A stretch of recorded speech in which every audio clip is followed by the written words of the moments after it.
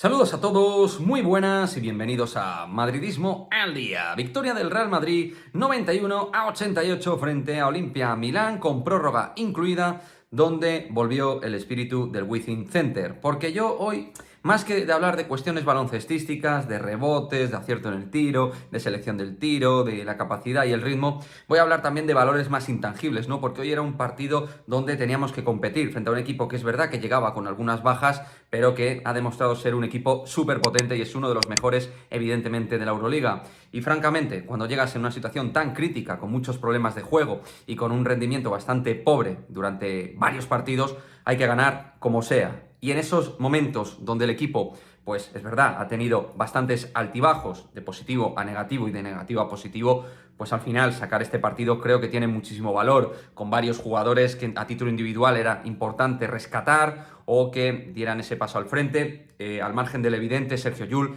donde hoy casi todo, no todo, pero casi todo lo ha hecho bien. Es verdad que en algunas jugadas clave donde él ha vuelto a asumir un rol de primera espada, ha acertado mucho en el tiro, de nuevo, como contra la Estrella Roja, esta vez ganamos. Y es verdad que en alguna jugada otra vez se aturulló, entró una sensación de que no podía, también fatiga de por medio, los nervios, pero Sergio Llull hoy ha sido muy importante en la victoria del Real Madrid, pero al igual que Gerson Yabusel, al igual que Gaby Deck, que este sí que es el Gaby Deck reconocible, este es el Gaby Deck que tiene que ser líder en el puesto de alero del Real Madrid, que fue uno de los mejores jugadores en la temporada pasada y es una garantía de éxito, rebotes ofensivos, defensivos, canastas, tiros importantes, asumiendo liderazgo también al igual que Llull. Yabusel lo mismo, con bastantes puntos, buen índice de acierto en el tiro de tres y trabajando bastante bien a nivel defensivo, Yabusel con bastantes esfuerzos atrás. Y Nigel Williams-Goss, que hoy ha sido muy importante en el puesto de uno, dando puntos extra, también ha tenido algún despiste que sigue un poco implícito en su juego,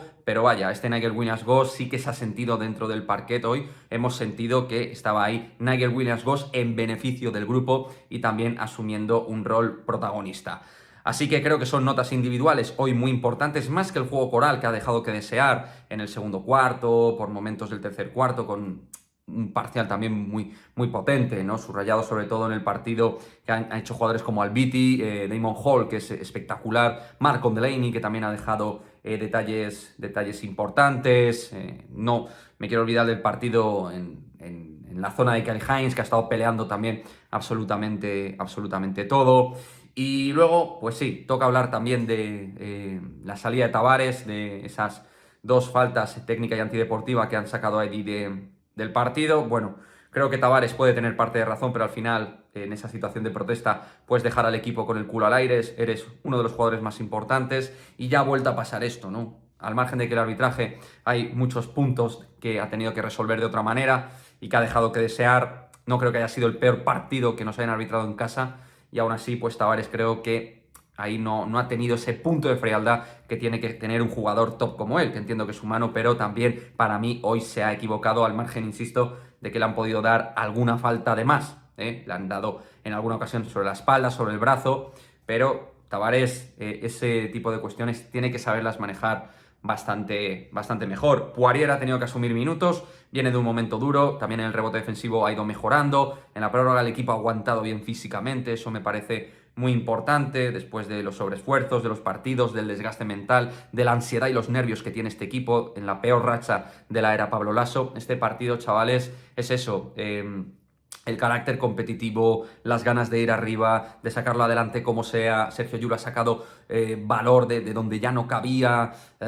Entonces me tengo que quedar con todo eso. En lo estrictamente baloncestístico, pues ha habido momentos que obviamente no hemos movido bien. En otros sí que hemos movido muy bien el balón. Pero bueno, eso también son gajes del oficio de un partido top frente a un equipo importante.